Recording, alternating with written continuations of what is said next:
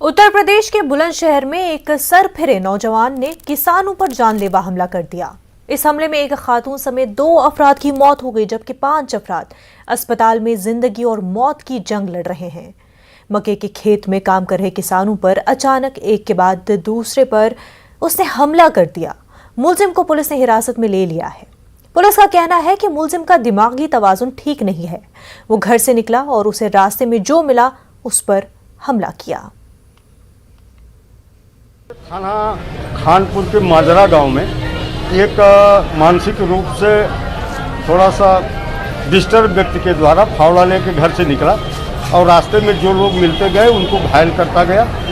कुल 7 लोगों को इसके द्वारा घायल किया गया, जिसमें से अब तक की जानकारी के अनुसार 2 लोगों की डेथ हो गई है और 2 जिला अस्पताल में आ गए हैं। शेष का इलाज PSC पे हो रहा है। अभियुक्त को गिरफ्तार कर लिया गया है।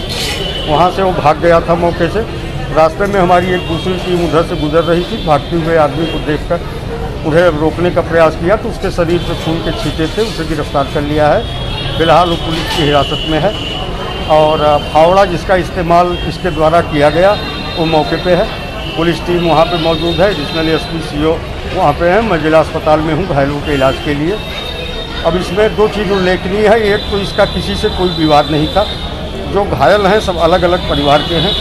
ऐसा प्रतीत होता है कि मानसिक रूप से विक्षिप्तता की स्थिति में इसके द्वारा ये घटना की गई। नहीं, मेरे बाबा बुग्गी लेकर जा रहे थे। वो लेकर खड़ा था मांझा लेकर खड़ा था। जब हम गए इसके धोर निकल के गए, हमारे पीछे भागा, फिर पीछे को बैक ले गया। नत्थी बावन की बुग्गी आ रही थी, बिन पे हमला करा।